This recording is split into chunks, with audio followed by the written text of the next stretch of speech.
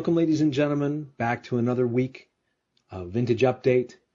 We like to start these shows off with a certain level of mirth, certain level of lightheartedness, usually some humor.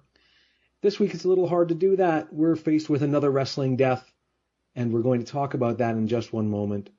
But I want to bring in my partner in crime, my brother, the man who makes it happen, none other than the Grime Minister, Luke Forrest. Luke, how are you this week? It's been a very hard week, not just the passing of Chyna, which we're going to talk about, I'm sure, right off the bat here, but I'm reeling from the death of Prince, much like the rest of the world. Can I ask you what maybe your favorite Prince song was or album or anything like that? I love Prince. I love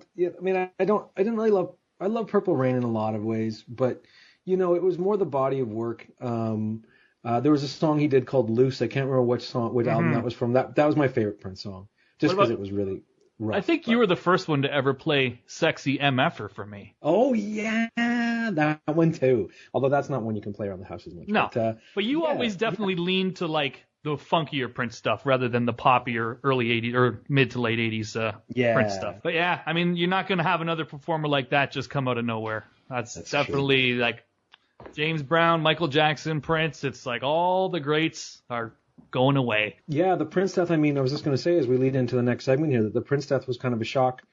One that sadly wasn't as much of a shock, I think, as the passing of Joni Lauer, also known as Chyna. And I just say that because she's had such a rocky road, and it's been such a struggle. I know certainly it looked like she was getting her life back together. What have the reports been? I know I've heard about pills, but it does sound like she was still in a bit of a dark place at the time of her passing. Even though we've lost her now, I mean, she really was influential. I mean, people like to say she was influential to women's wrestling. I say she was just influential to wrestling in general. She didn't spend that much time as a quote-unquote women's wrestler. I know that I heard that she had been kind of getting her life back together as far as her health goes, and that she had been kind of pursuing a lot of other goals. And, you know, I mean, and you know, in my heart, I always kind of wished her well. She was someone that I felt she really was an icon, a fallen icon for the longest time. And in death, you know, we can kind of sweep that under the carpet, and maybe we should. She's someone that unfortunately you got to watch fall apart publicly, and there've been too many of those, unfortunately, in the wrestling business as well, which, you know, takes a little bit of the luster off. But I think, you know, I'm certainly heartbroken to hear that it ended like this. I know a lot of people have reached out with their wishes for her friends and family. Very touching. I don't know if you read the touching message from Mick Foley. I thought was very nice, talking about how generous she always was with his children.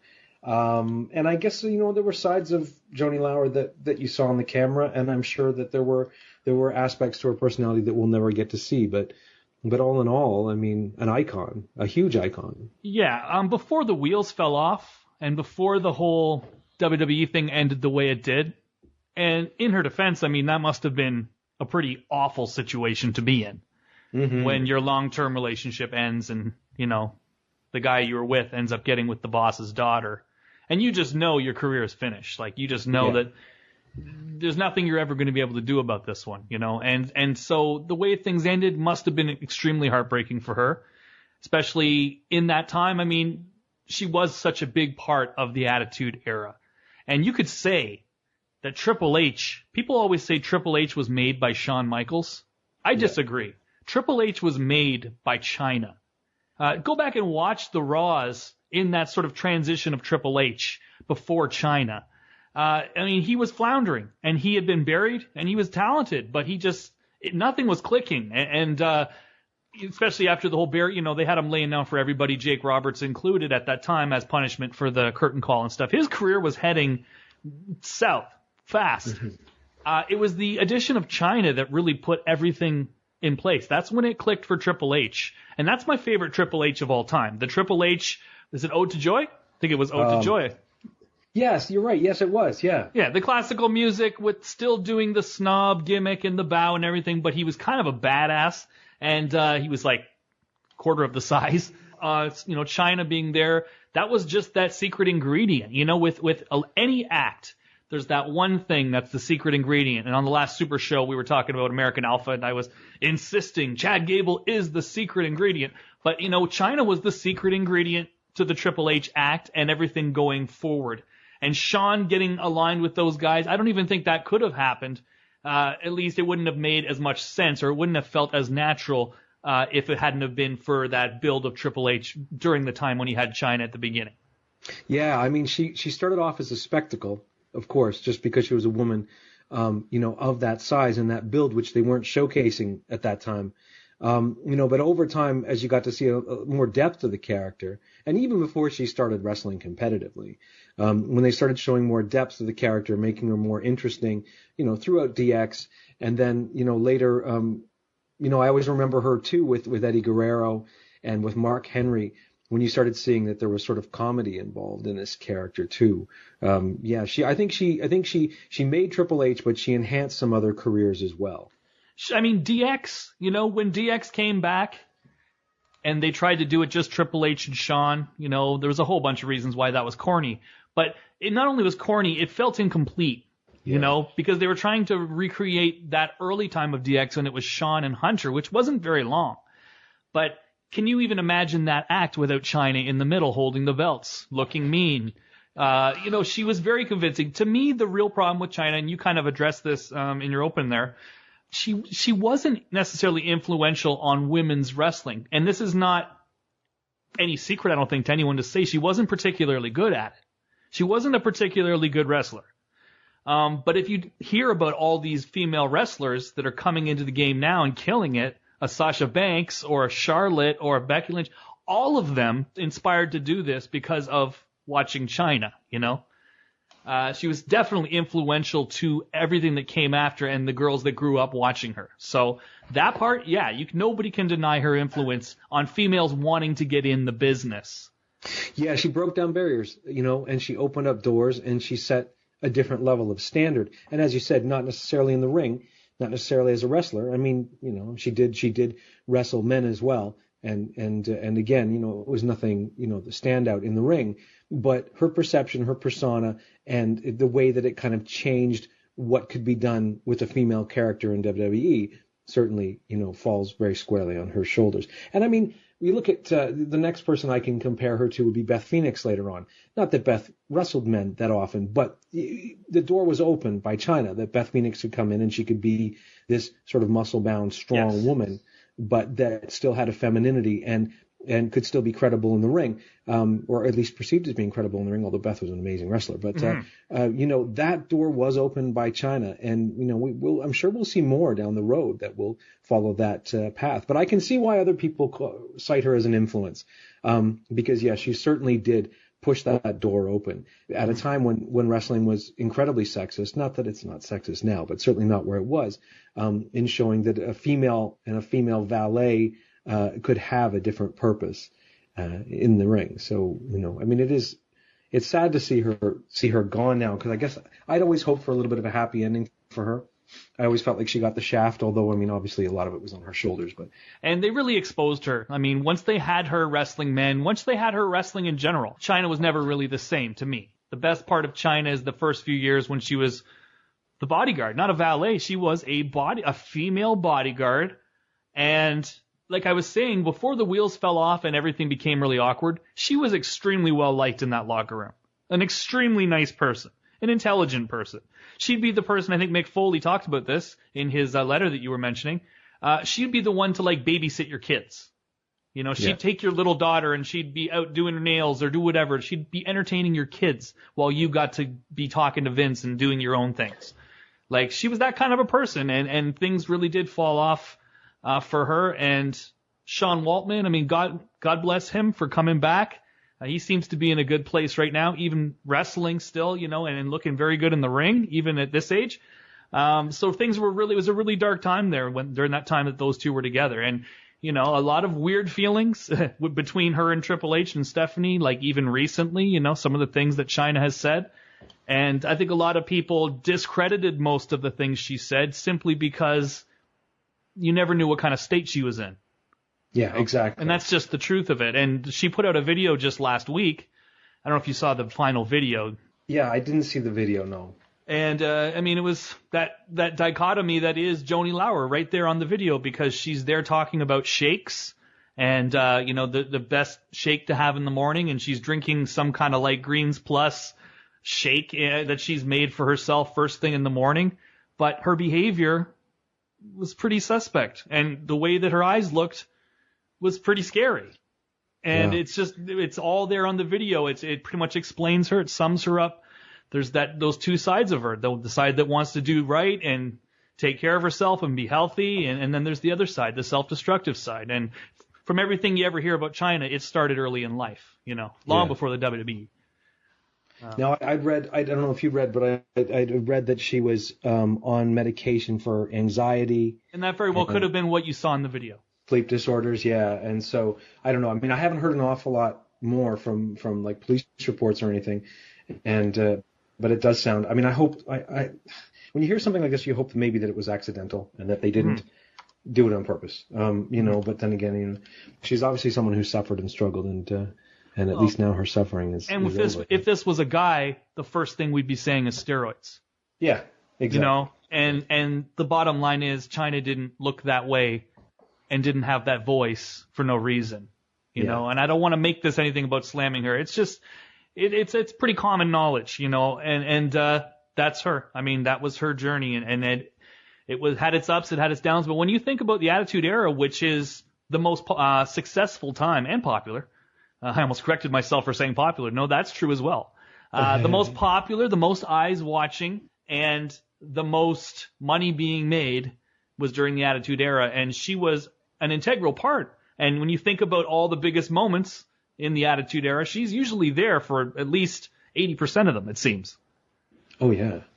So definitely, she's got her place in history. And I was always, I always thought that it would be good to put her in the Hall of Fame. I thought that she was had enough of a presence during that era, but it was all a matter of whether they could put it behind them. And I really did want to see that. I thought it would be cool to see Hunter give her a hug, Why not? Yeah, I did too. And I would have liked to have seen her go in, with the group. You know what I mean? Could you imagine one last time? Hunter, Sean, and Chyna up there doing the crotch chops? Come on. Yeah, exactly. Look, to bring the mood up a little bit on this, what are your favorite Chyna moments? I loved when she would stand up to guys, like stand up to even Steve Austin. She was fearless, when she was that bodyguard during the early DX days. The role that she played in that time. I don't know. There's all kinds, man. Like, I liked when she turned on Triple H. I didn't like the stuff where she wrestled Jericho or wrestled Jarrett. It's not that she was terrible. I mean, she even wrestled in New Japan. I don't know if people realize that. She had a little bit of a run there after WWE, and actually got a victory over a very young Hiroshi Tanahashi. So that's something that she can say. Yeah, Antonio Inoki, like everybody knows, he lost his mind in that mid-2000s time. So one of the ideas was, let's bring in Chyna and let's make her like main event. And I think she even headlined a Tokyo Dome, something like that.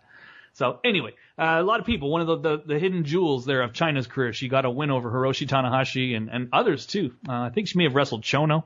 But, she's got her place in history, man. Love her or hate her. And for me, I always wanted the best for her, because when I watched those videos of her during that Attitude Era, you could see there was a really good person there, Yeah, exactly.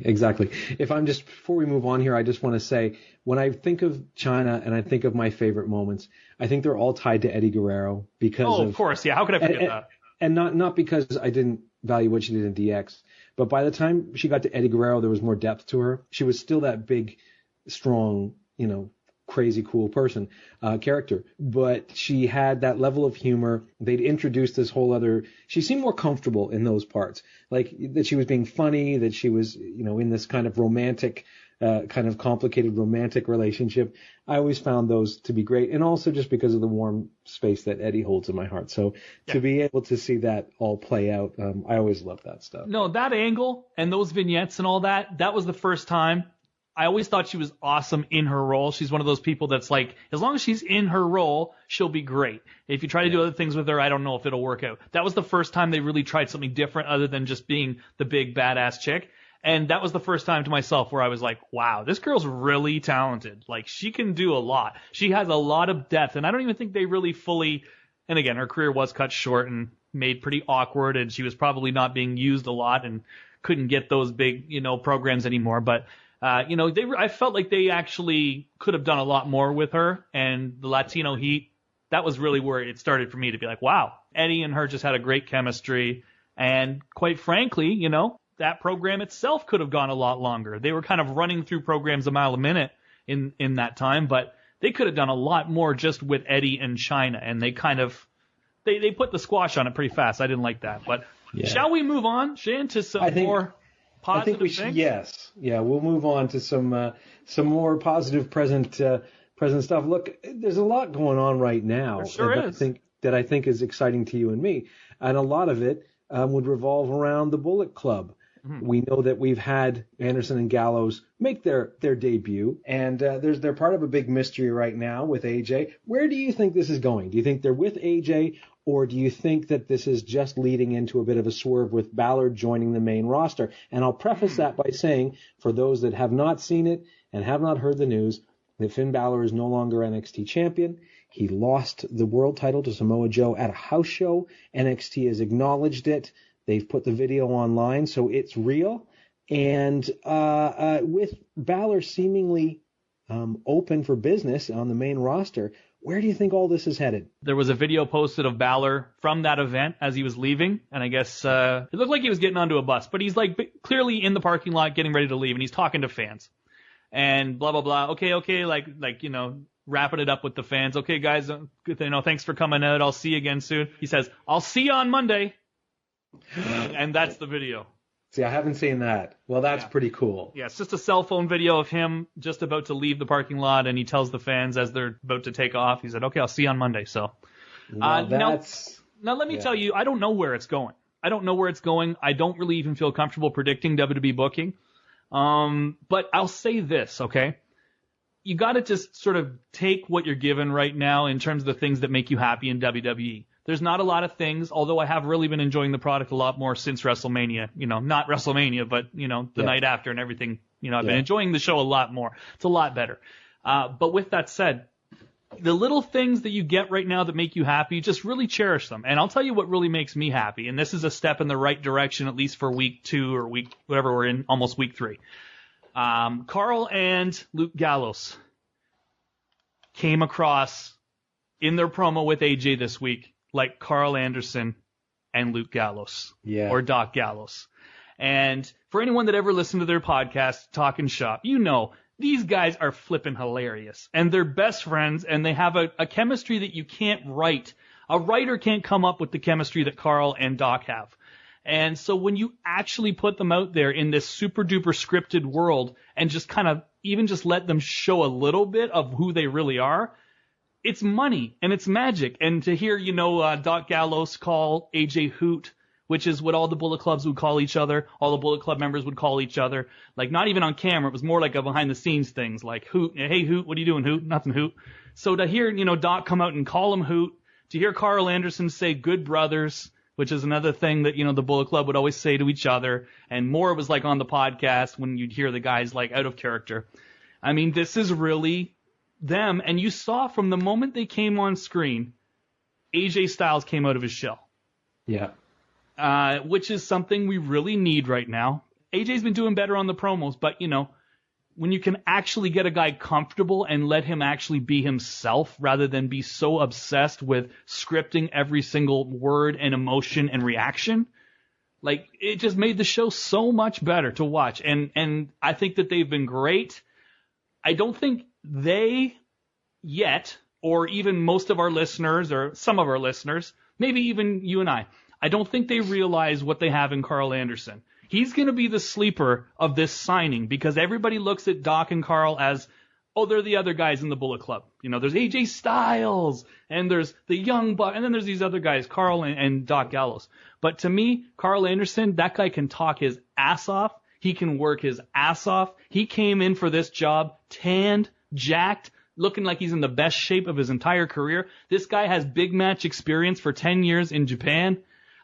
This guy is the one that I think people aren't expecting. And once this Bullet Club thing does maybe run its course a year or whenever it happens, WWE, maybe, 2 weeks, he's going to be a guy that I think you could easily main event pay-per-views against Roman Reigns with. Yeah, well, I agree with you there. You know what I loved about that, and you really hit on it. There's a level of authenticity. These guys have not been recreated for the WWE product. No. They've taken what worked. And this is the thing that we're seeing more and more of now as guys are coming in with Samoa Joe, with Austin Aries, with Shinsuke Nakamura, and now with the Bullet Club. they seem to have lost the resentful attitude that they had earlier on, that if you were something somewhere else, by God, when you got here, that what you were before is gone, and we're going to rebuild you in our image. They're really seem to be relying more now on taking something that's established that works and adding to their product, which is something they should have been doing for years.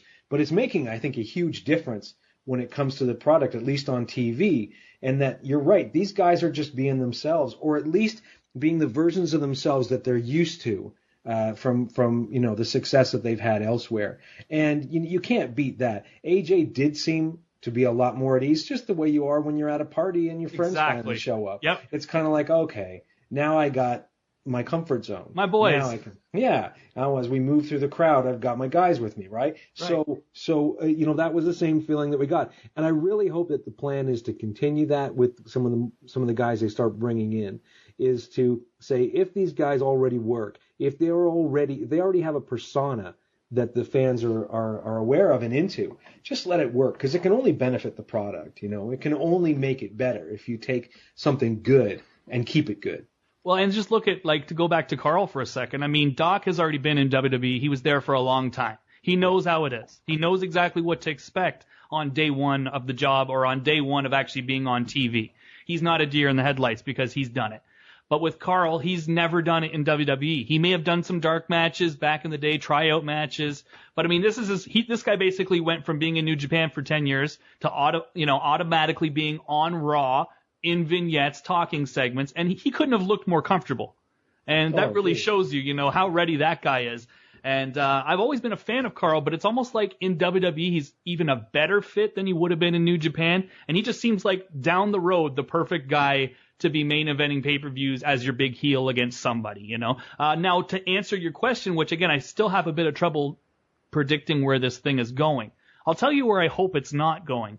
I hope that Roman Reigns is not turning heel, and that the swerve is that they're going to be the Roman Empire, because they already beat him up this week. And that's the kind of stuff that drives me nuts. Now that I've said it, it's probably going to happen. This will be when they turn Roman. AJ turning, I mean, like everything we just said, it would make for those three being very comfortable and being kind of what everybody wants. But then the real question is, AJ's like the most over baby face right now, and it just might be it might be a weird dynamic if you make the three of them sort of like tweener babyface heel faction against your baby faces that aren't really over right now. That's when that doesn't work, is when the babyface side are not really over and they're not given the freedom to go out there and react. So if Roman's not given the freedom to go out there and react, and Vince is saying, no matter what happens with the crowd, you go out there, you be a baby face. I don't want to see any faces. I don't want to have you looking at the crowd, flipping them off or anything. Then he's going to be screwed, So that's where the AJ turn is. It might be a little risky. I don't know, man. Balor coming in and actually joining up with Carl and Doc Gallows and turning on AJ. How could I really complain about that? What about the four of them? What about the four of them together? What if it's a four-man faction, at least temporarily? That's fine too. And that may be the best way to go for business, because that's what people want, and you're probably going to end up there anyways. But like I said, AJ Styles is like the most over real, true white meat baby face they have right now. And you're going to put them in a faction, and they're obviously going to get cheered over Roman. And if Roman's not given the freedom, or whoever, because there's no baby faces that'll be more over than them, I don't think, if they're given freedom to be the Bullet Club, maybe in Ambrose or someone like that. But the Shield versus the Bullet Club, and just saying screw who the fans like, let's just do it. I think it's good for business, and I know that there's at least been discussions of it. I'm all for it. I mean, what I would like to see ideally happen, if I could book this, would be to bring them in as a foursome and tease it for a while that they're not going to be. Put them together for a little while. If the push really is solidly behind Balor as a face, then have the other three turn against him. Do them as a heel faction for a while against Balor. I mean, I would do that. I don't know, but I mean the dynamic with these four is so good. I think any combination you put together is probably going to be money. The fact that it's getting pushed as a main focal point of the show right now is good news regardless. But, Doc, Carl, and Finn, I don't think there's anything wrong with doing them as a threesome, especially because the threesome, this is the thing about the foursome and the threesome.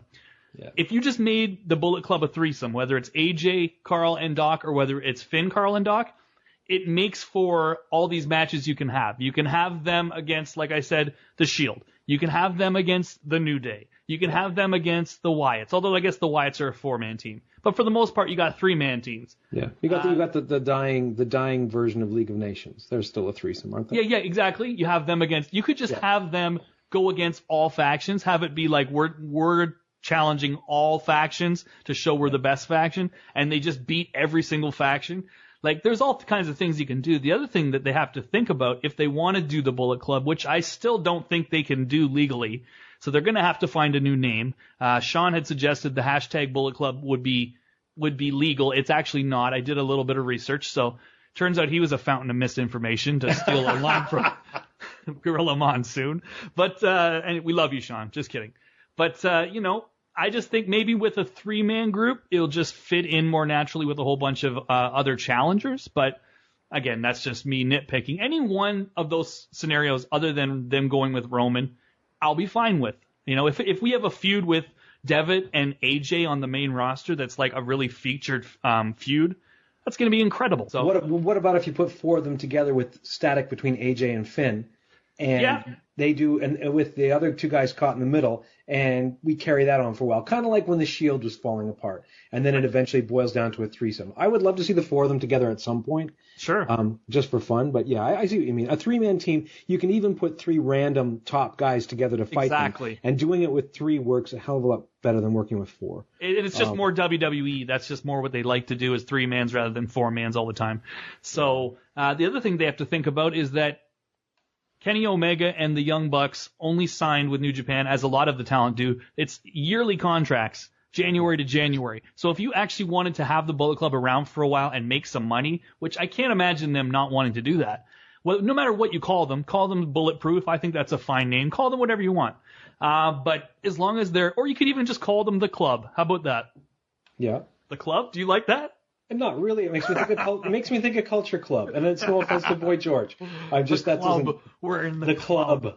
It's like do you want to join the club? Please no. Anyway, any one of these scenarios though is fine. Really, it is, especially for what we've been getting. What do you think of some of the other new talent that's infiltrated the main roster? Well, I was going to bring that up, man. When we're talking about NXT, we're talking about the guys that have been moving up. And help me out here so I don't miss anybody.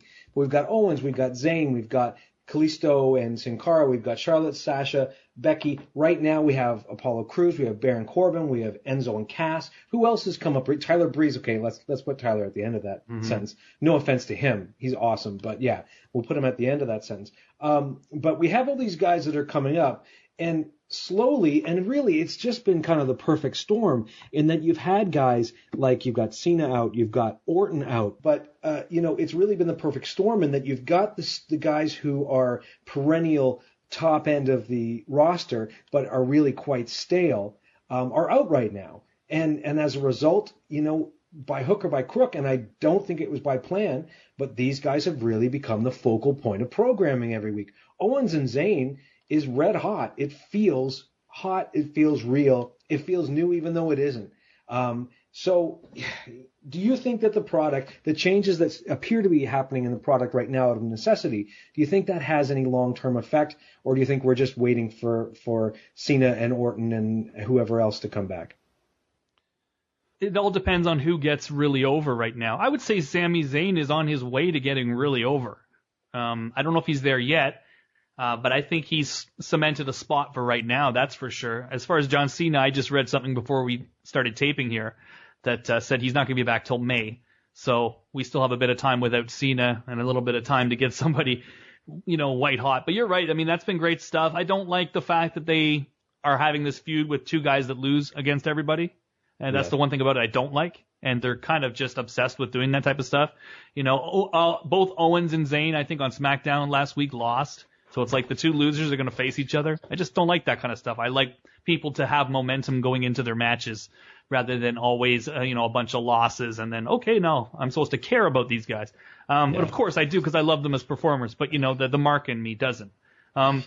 I can see if he's losing to the right guys, I can see Zayn losing more often because he has a natural connection, a natural sympathetic connection with the crowd. That as long as he's losing to top guys and they're cheating, he's going to stay clean. He's going to be a bit like a Ricky Steamboat in that way. But yeah, I agree with Owens. He needs a lot more victories, which kind of sucks heading into the match with Sammy because that means Sammy's got to lose. But again, they can build on sympathy around that. But I guess what I'm saying is this product changing in spite of itself? Are we going to see a future of WWE that is different as a result? And I'll just also say, with these guys that have come up just recently, Enzo, Cass, Cruz, and Corbin, there's a lot of C's in there. Cass, Cruz, and Corbin.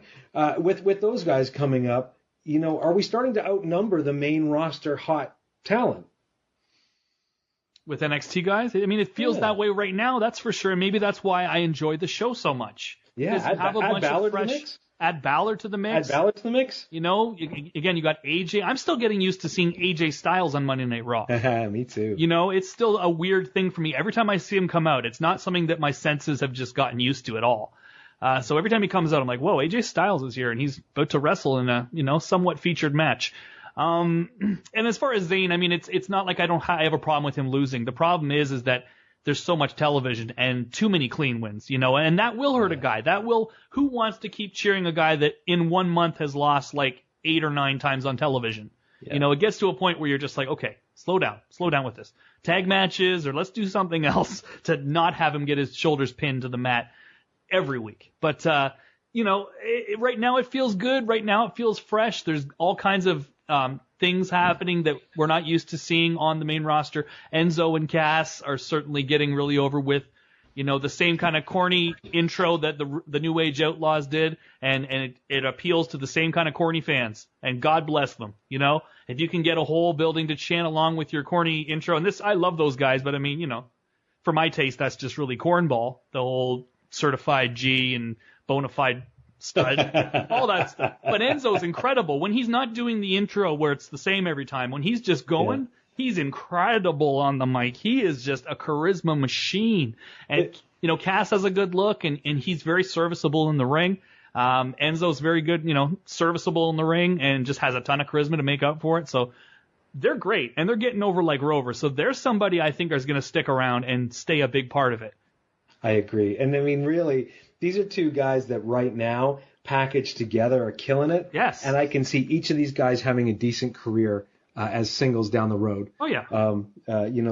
They bring something unique. Cass, for a guy of his size, moves really well, talks well enough, and has a great look. So, I mean, when I look at the future, I'm not into the big guys, but you need to have them. And I think Cass is going to be a good addition to that mix. And Enzo, good Lord. If Enzo broke his back tomorrow and couldn't wrestle, and they just put him on commentary, I would still be just over the moon and happy about it. I was just going to say, like, a main event act that has him as their little weaselly heel manager will be money. Like, completely just money. Absolutely money.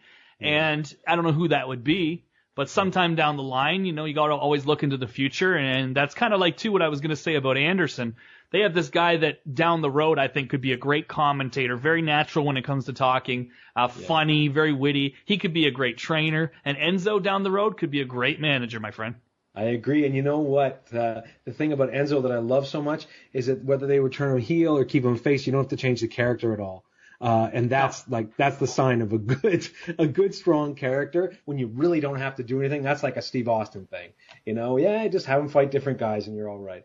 Look, I want to move into a little slightly different subtopic here. With all these guys moving up, who do you think is next to move up from NXT, and who's going to fill their spot? Because I'm proud as I can be of Joe for getting the NXT title, but I'm starting to look at the sea of opponents for him out there. Tag team there is great, but singles wrestlers that are at his level, there's only a couple of fellas that I can think of, and one of them would be Shinsuke Nakamura, although I think it's too early for him to start fighting for the NXT title. Who else do you see being a big deal in NXT right now? Or is it new people coming in, new guys coming in from the indies? We have this tournament coming up. It doesn't seem as though anybody's actually signed yet, or if they have, it's been kept pretty quiet, but they haven't announced it. But as far as tag teams to take over for the teams that are now moving up, the Vaudevillains and Cass and Enzo. You're going to have from Pro Wrestling Noah, Shane Hayes, Mikey Nichols. Great team. The Mighty Don't Kneel. They were actually a part of Wrestle Kingdom 9, which we did cover on this show a little while ago. But they're a great team, great look, got the tats, got the good bodies and everything like that. So those guys, they're going to get over with the girls. They're going to be something you can put in there. It's going to be pretty good. You've got La Sombra. We're going to repackage him without the mask. And it seems as though the Global Cruiserweight Series is going to be a big part of his sort of jumping off point. So you're going to have him. Kota Ibushi is clearly in bed with WWE in some way right now and is going to be a part of the Global Cruiserweight Series, although they haven't announced it.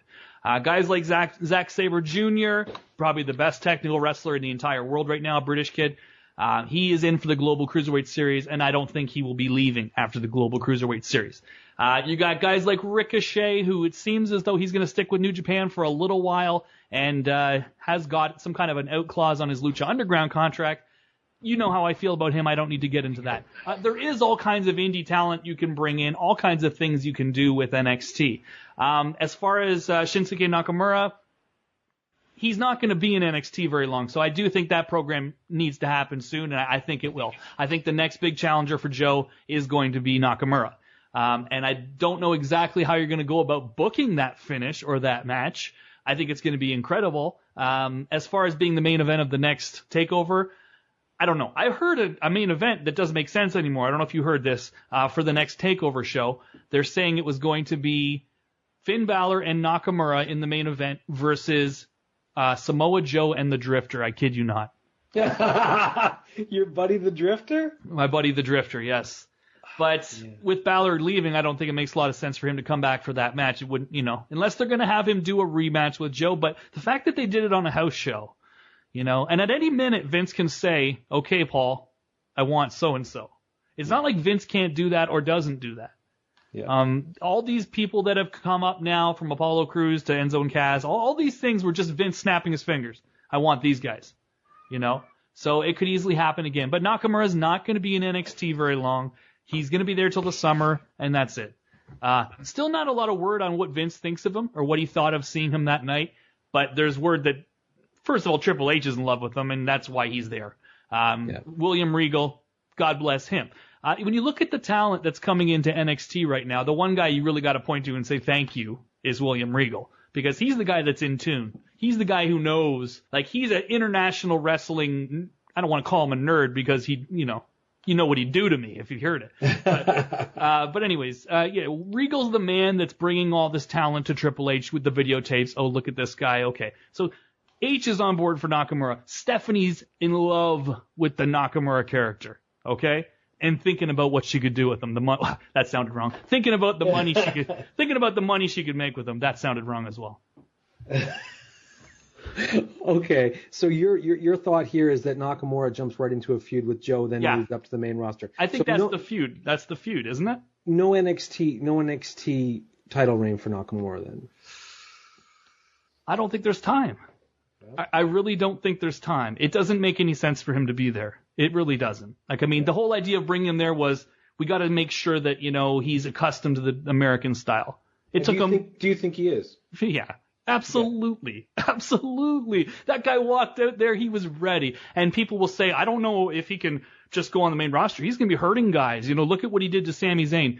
Listen, you saw him on NXT television last week. You saw him against Sami Zayn. Him against Sami Zayn is him and Sami Zayn sitting in the back saying, okay, let's go balls to the wall out there. Don't worry about hurting me. Hit me as hard as you want. It's not like Nakamura only knows that style. He's very accustomed to just going in there and having an entertainment match. And that's what you saw against Ty Dillinger. Sami Zayn in that match with Nakamura, people say Nakamura was hitting him so hard it was irresponsible. Who was bleeding in that match? It wasn't Sami Zayn. That's true. So Nakamura knows what he's doing, and he's not stupid. He knows that when you go in there on the main roster against certain guys, you can probably, like a Kevin Owens, no problem. He's not going to complain, or the management's not going to complain. But when you're in there against like a John Cena, or you're in there against a Randy Orton or someone like that, you're not going to go out there and do the same things you would do against a Sammy or an Owens. So Nakamura has adjusted, and I think he's more than ready to go. And like I said in our messages with Ernest Matthews last week, it's like watching Michael Jackson perform in a Casey's when you see him on NXT television in that little building. It doesn't make any sense. Do you think, from a communication point of view, Nakamura is ready to move up to the main roster without a mouthpiece? Yes. You think the main roster fans who don't watch NXT and don't have much of an idea of New Japan are going to be okay with a guy coming up that doesn't speak English very well?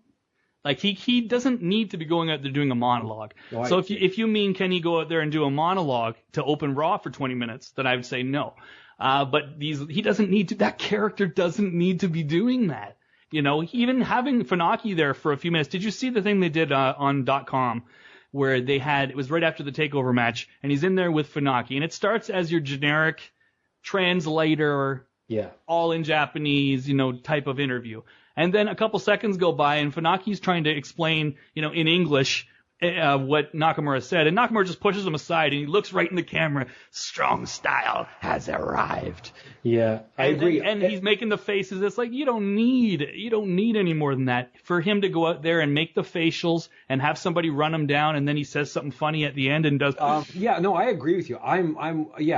I just wonder how Vince is going to feel about that. But again, I think Nakamura's English is getting better as well. Mm-hmm. I mean, at some point he does need to be able to speak fluent English, though, I think. Like, I honestly think at some point, there's going to be only so far that they'll be willing to let him go without, and this is just because WWE is, and I won't, candy coat it here, somewhat racist in their portrayal of foreign culture. Is that I think there's only so far they will let him go without the ability to articulate to an audience, unless he's playing a crazy, evil villain character. Do you agree?